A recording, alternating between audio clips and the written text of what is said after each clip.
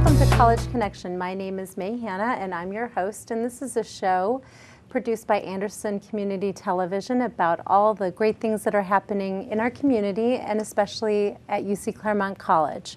So I have two guests today that I'd like to welcome to the show. Bob Richards, who is the founder and principal of Richco Venture Management. Welcome, Bob. Thank you.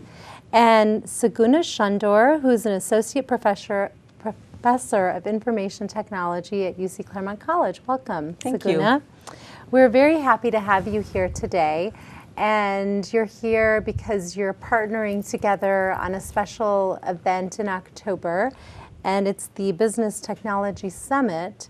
And so we've been hearing a lot about this, and it's coming up, so we brought you on to talk to our viewers about this event and why it's important. So Bob, if you'll kick this off and Sure. tell us a little bit about it. I know you've been involved from the beginning. Yes. It started out as a small event, but now it's gone regional. And basically what we're doing is we're pulling together we're going to probably have about 500 C-level executives come to this. And the size of the companies we're looking for is about 25 million to 100 million in revenue. But we're trying to have them focus on strategy, technology, and change. And everybody's going through hard times with the economy the way it is, so we thought this would be a great way to re-engineer the community, try to get behind some strategies. Definitely the technology's been really changing, so we got to figure out a way to get everybody to help working together. And then we had, since we're having it out at the Eastgate Holiday Inn, I asked the crazy question. I said, when are we going to be done with the business side?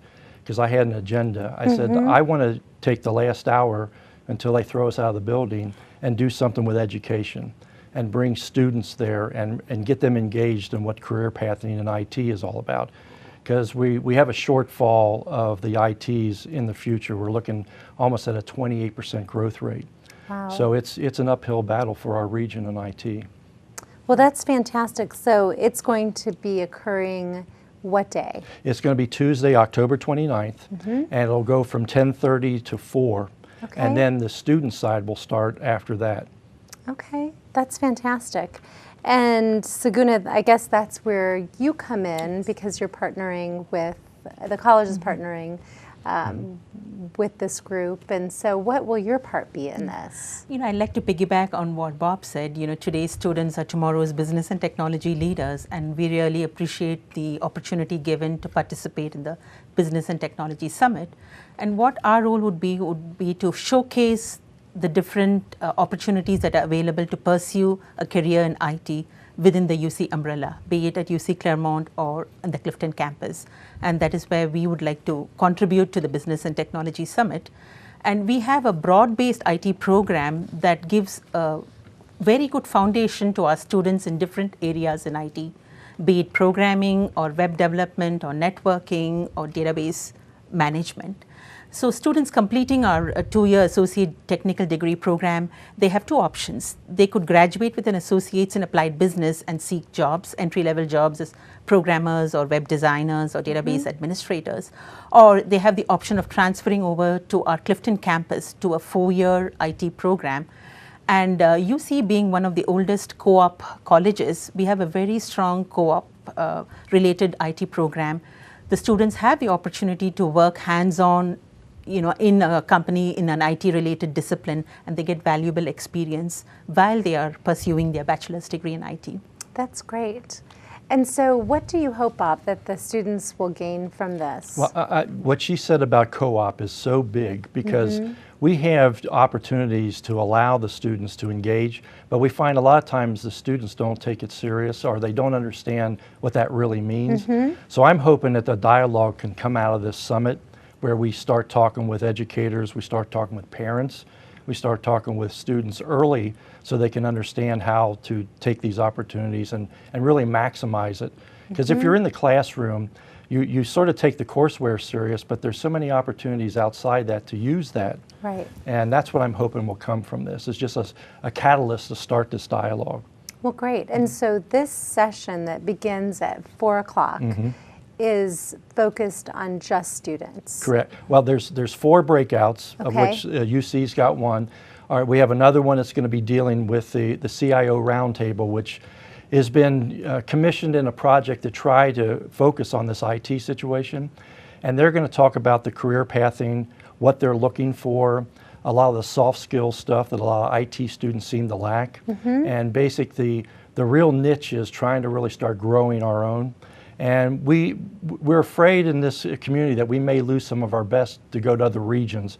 And that's the other reason we tried to do this. Great. And then I'm having a fifth one that's not advertised, but it's dealing with, in Claremont County, with the superintendents of all the high schools and with High Schools to Work, and also using some Knowledge Works stuff to talk about education and business. How can we work together better? Great. And I think that you mentioned that it's open to high school and college students. Right. Okay, great. So students in this whole region are welcome to attend and participate in this event in October. And I think we're going to have to throttle this a little bit because I'm sure after the show things are going to change a little bit. But we in each breakout handles about 300 to 400 participants in the rooms. So that's the one reason I reached out to the superintendents. I wanted to throttle the high school seniors. I'm looking for students that are interested in STEM and trying to focus a really glide path to get them ready for college. And then for the college student, the ones that are almost done with their program of work or even still halfway through, the internships, trying to find employers who will link up with them early, even before graduation, so that we can move them right into the sector and not lose them out of the region. Okay, I think that's terrific. So you've obviously done a lot of background and work in this area. What is the state of our current workforce development and education delivery system here? We suffer like everybody else through the United States right now because of the economy. I usually talk to business people right out of the gate and let them know what the underemployment and unemployment picture is of this region. It's 100,000 human beings right now. When you look at the national numbers for 2013, there were something like 937,000 jobs created, but out of those jobs, 762 are part-time jobs. Wow. So we have a lot vested in this summit to try to get A, student really interested in career pathing, B, to get an interested in IT, and to link them up with companies so they understand what companies really need. And for educators too. It's hard to be a high school teacher or a college professor because the market changes so fast. Right. And so we're going to try to figure out ways to make that a community of practice to help them understand that. I think that's very important. And then I know, Saguna, you sort of have your own perspective on that and how partnerships are valuable from your point of view. Can you share that? I think, as Bob said, the only constant in technology is change, and the continuing challenge for educators is how to keep up with change while at the same time giving a very rich learning experience to our students. And I think basically we do need to concentrate on STEM, and to have a rigorous curriculum from high school onwards I think is very, very critical. And to get the students to understand that what they put in from high school onwards is going to benefit them throughout their lives. I think that's very important. And additionally, at UC Claremont, we do have a lot of connections with the community around because our motto is to serve the community. So we do have an advisory committee where we invite local employers and representatives to participate in the curriculum development. We have representatives from Tata Consultancy and TQL representing community leaders. We do get input from them. We do visit high schools to try and present our perspectives, the programs, the opportunities that are available in UC Claremont. And as you know, we have open houses at least twice a year in UC Claremont where the public is invited to attend and just look at what are the opportunities available here. As you see in the blurbs, in the big billboards, the power of UC is close to home. And we would really welcome public to come and visit us to see all the opportunities that are there here. Well, we do have a challenge in trying to get the word out because in Southwest Ohio, only 28% of this population has a baccalaureate or above education. So it's a tremendous opportunity to go in and raise that in our population across all different types of cultures and relationships. And other communities around the country are doing a better job than we are. So we've got to come together and on degrees, it's not liberal arts versus technical. it's combining the two. And even Harvard MBAs now are combining the two. So the timing for this summit is just perfect for change. Well, that sounds fantastic. Can I add to what Bob says? And I think we Sure. need to value the humanities as well as the sciences. Exactly. And I would say that, you know, at UC Claremont, we do have liberal arts, we have humanities, we have sciences, and many of our programs transfer into the Clifton campus. And we would encourage, you know, everyone to look at our website and see the different programs that are there. And I think each area contributes to, you know, the development of potential employee, or, you know. Right. So I think, you know, Bob has a point that each discipline has value. Right. I think one of the things that we see often in this area is there seems to be a hurdle for students that they're afraid to go all the way down to Clifton. And so it's having the educational opportunities, whether it be with us or if it's with Southern State or, you know, some of the other places, for them to get that entry is important, and then they build the confidence, and then they move on down. What you're saying is to, I mean, we all want that level to be raised. And it's definitely happening now because of bandwidth and technology. You couldn't do a lot of distance learning before. Right. So it's going to be a mix of all that. You're going to have brick and mortar learning, you're going to have just-in-time distance learning. And the student has to become a better consumer of learning. And parents have to understand that too. And I think that's the challenge out there. You know, in the old days when I went to college, it's totally different today, where you have to get immersed in learning. And learning is going to be the rest of your life. So it's not just, I got this high school degree or this college degree. You have to embed yourself in where it is you're going in your career. And I always tell executives, most young people graduating from high school today are going to change their careers, not their jobs, but their careers 6 times in their lifetime. Wow. And we never had to do that. Right. So that's a challenge. It is a challenge. Along those lines, what can or how can educational leaders and business leaders work better to change the current gap that we're seeing in education? One of the things that I hope to have come out of this meeting, of especially the educators that I'm going to engage with, is that we are not afraid to put on the table what the big problems are. And in education, because I've done so much work behind the scenes with high schools of work and other things like that, they're under a different set of matrix than business people are. But even business people have a matrix that educators don't understand. So we got to get truthful about this and put the big issues on the table so we can solve them. And once you do that, then I think you'll have a core group of people that can really innovate and try to break through some of the traditional barriers that keep us from working together. And it's very hard to go into a classroom when they're under a timed element, and business people sometimes try to go up and shadow, but then they get called away to a meeting or vice versa. That's why we're trying to work with a metaphor that's going to be in the cloud by building a community of practice where people can engage. And we hope to be able to announce that at the October 29th event. Well, that sounds exciting. Yeah, it really is. That's fantastic.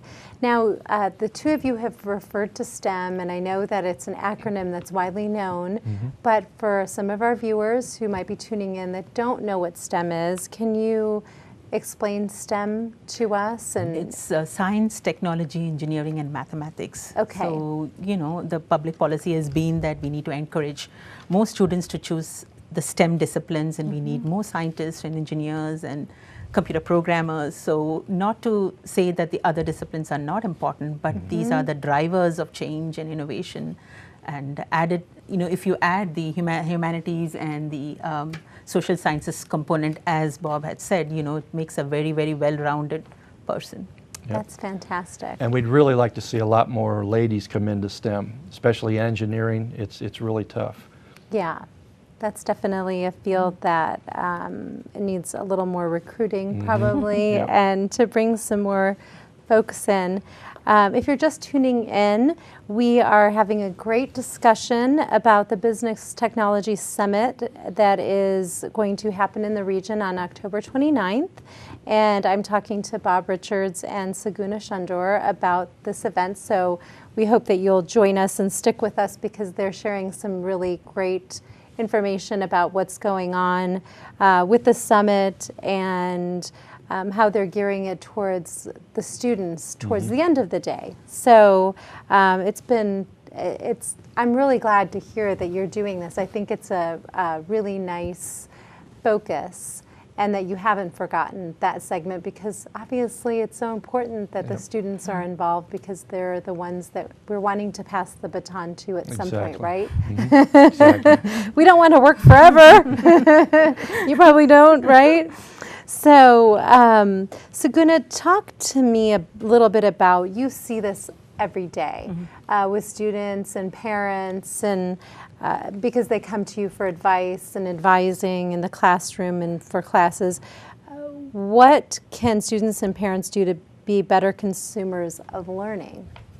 I think it's very, very important to maintain a high level of rigor in your learning, and to make students understand that what they invest in terms of time and energy, they're going to reap the benefits throughout their life. So this critical stage between, say, junior high and completing your bachelor's, I think it's very, very critical that they put in a lot of hard work and also be aware of all the opportunities out there. Talk to parents, talk to other students, visit campuses, talk to advisors.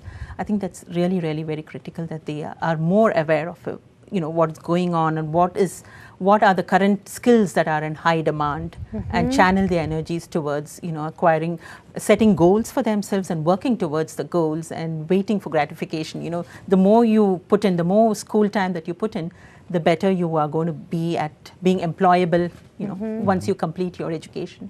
Right. Yeah, and I think the other side is for a student to be a better consumer. I know if they were better consumers, that the professors and the teachers would engage even better, because what happens sometimes is that a young person may not understand the theory behind the subject matter, and they've got to pose the questions, the what ifs, and challenge it, because the credentialed professional, that's what they want to do. They want to be able to have a two-way conversation, not just standing up lecturing all day. And that's what we need in business. The one shortfall we keep finding out of graduates is their cognitive skills and their ability to do team play. And every type of company, from the Proctors all the way down, it takes more team play, and we're more global. So all of this, you need to use your classroom as a simulator and really try to push the issue of that subject matter better. And that builds teamwork that we as employers will hire out of the gate, because we need that type of expertise. That sounds great. And then what about if we have some parents who are watching the show, which we do, if they're watching this and they think, well, how can I prepare my high school student, my sophomore, my junior, my senior for a career in IT? Obviously, there's still a demand for folks in this field. How can I prepare them or make sure they're taking the right courses? What do you tell those parents? I think, concentrating on STEM areas, doing very well in the classes, and also we have different options like post-secondary enrollment options in our campus. I would encourage parents and students to look at these options, where high school students can come in to take a few classes to get some college experience, as well as be exposed to college level learning. That's great.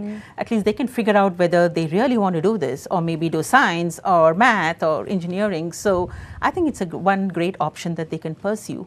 Another thing, again, as I said, to visit campuses, to look at, nowadays with information being so easily available on the web, to look at different websites of different universities to see what are the different options that are out there. And I think from the point of view as an educator, I think college administrators also are trying to move towards, doing more collaborative work with high schools. A few years back, we had the Tech Prep program, where we had articulation agreements with local high schools and technical schools. And I think pursuing those options further would greatly benefit students who are in the pipeline right now. And parents cannot be afraid of the content. And I think a lot of times they don't want to have their child either be embarrassed or push forward on what STEM really is all about, because there are some great opportunities in the community for extracurricular things like iSpace. They do robotics competitions. There's a lot of fun things that you can do.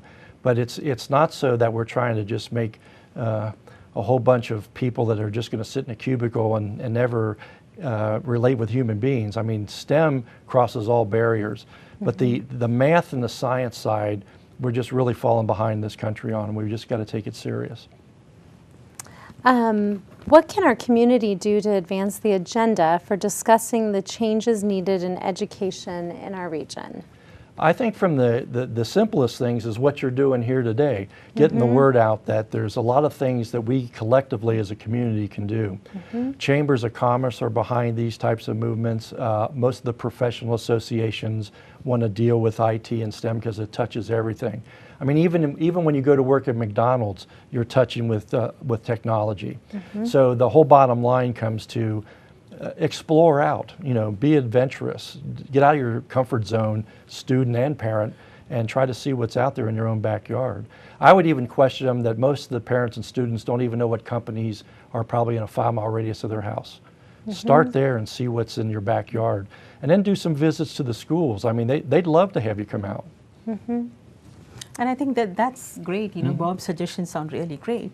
The fact that, even colleges, I think they have the responsibility to have more connections with the community, which our UC Claremont does. We do have advisory committees that advise us on our curriculum, and also our program hosts a business and technology networking day for our students, where we invite some of the representatives of local employers to come in and just talk to students. This is not a job fair, just talk to students, so that they can have some role models to look up to and see, okay, if I pursue this, maybe these are the options for me. And just to talk to people who have already done things out in the market and, who have been employed for many years, to see that, okay, this is possible for me. Right now, it looks to be far out in the future, but so those sort of events are really important. And I think even in our program, we have a capstone where we get students to work with actual community members like nonprofits to build, say, websites or databases for them. And this sort of creates a connection between the students and the community. The community gets some benefit from the students, and the students get the benefit of actually working with in the real world with actual partners. That's fantastic. Producing a product that's going to be used. And so what is a capstone for folks who A might not capstone be- is a culmination of our program. If it's associate degree, it's a culmination of 2 years of learning, and the students need to demonstrate what they have learned through, generally in the IT area, which is an applied science area, you do a hands-on project to show what you have learned. And we generally connect it to real world people and organizations, so that students get some benefit out of interacting with them and actually producing a product that's going to be used. That's real important. This nonprofit side of this, they need that help because they don't Absolutely. have the budgets to do that. So if I was a student today, I would exploit that opportunity really, really big. That's fantastic. Why is our region and our state struggling with the learning initiative? I know we've touched on some of that, but There's a couple root cause things that are happening. The state of Ohio is like some of the Rust Belt regions is shifting over to a new economy. And that's hard to do both in incumbent workforce, where you have people that have the old skill sets, and then you have the problem of trying to economically bring in new types of companies. And sometimes they want to come for the quality of life that's in this region, but there's a mismatch of the human capital to the skills. So what happens under programs like what we're trying to do is say, we can have both of those throttle a little bit better together if we can identify what those needs are, but really authentically engage across all the parameters in the community to do that. And it's got to even start at middle school. I would love to see conversations happen at middle school to prepare students ready for high school. And that way they'll authentically engage by the time they get into post-secondary. that's a good point. So what are some of the strategies that you both see that are working in this area? There's a real interesting one that was done out by U.S. News and World Report. They looked at, I believe it was 32,000 high schools across the United States. And Ohio's got like 800 and some high schools, but only about 200 or 300 of them qualified for this ranking. So that's one thing we got to look at, why. But the other important part, 19 of the high schools won gold out of Ohio, and 2 of them were from our region. What do you think the number 1 one was for our region? It was Walnut Hills. I was thinking about it. And Indian Hill was 3rd. So it's not all about money, it's about passion in there. And what I loved about that school that won number 1, they have 100% in the reading proficiency and 100% in math. We all need to go to that school and see what's going on. And I sort of know what's going on, but it's like, it's hard to break some of the old traditions, and business is guilty just like anybody else. The status quo in some of these companies needs to break down, because work is going to be defined a new way. And you don't want technology to replace people. You want it to replace the drudgery so people can think and they can team and solve problems. And that's what we have to start doing.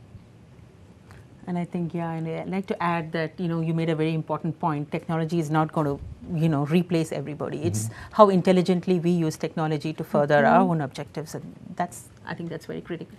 There's another group that's called the Inner Alliance. And it was started with some ex-P&G folks, and KnowledgeWorks put some information into this. But if you go up to that website, you will see all the major companies, their IT people, their CIO people, their chief information officers, and they're really trying to solve this.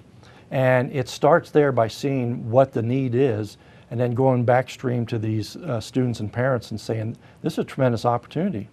Don't be afraid of it, embrace it, and try to figure out how you can use the school system to your advantage. And we've got some really great programs going on in the community that nobody ever hears about. So we got to spread that out there a little bit more. Yeah, you would think in this day and age it would be easier and easier to get information out there, but sometimes it's, it's not as easy as we think, right? Yes.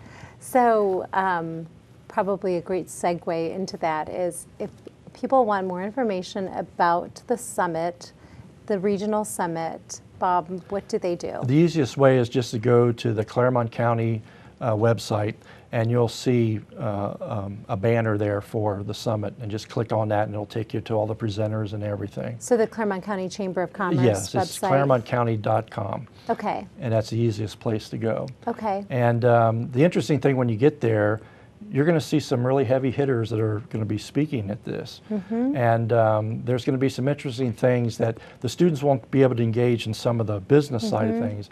But we're going to bring those best practices down and talk about them in those sessions with the students and with the teachers. Great. And we got to let them know that these things are starting to churn. Great. And if there are parents or teachers, really quick, if they want to find out more information about your session, how would they? Go to ucclaremont.edu. And you can also go to the Business and Technology Summit, where we have a session, I think, late in the afternoon between, 4:15 and 5 p.m. Okay. I would be there. Some of my colleagues would be there to answer questions and make a presentation on all the different opportunities in technology that can be pursued here. Great. One of the things we're going to do at the high school level, we're going to try to find high school students at each one and get into social media and let them broadcast what this is going to be about. That's a great idea. So we're going to try that. That's a great idea. Well, I so appreciate you coming on the show, Bob and Saguna, to talk about this regional summit, and I think it's going to be a great event for the region. So thank you for being on the show today. Well, thanks for the opportunity. Appreciate Absolutely. that. And on behalf of Anderson Community Television and UC Claremont College, we thank you for joining us, and we hope that you tune in again.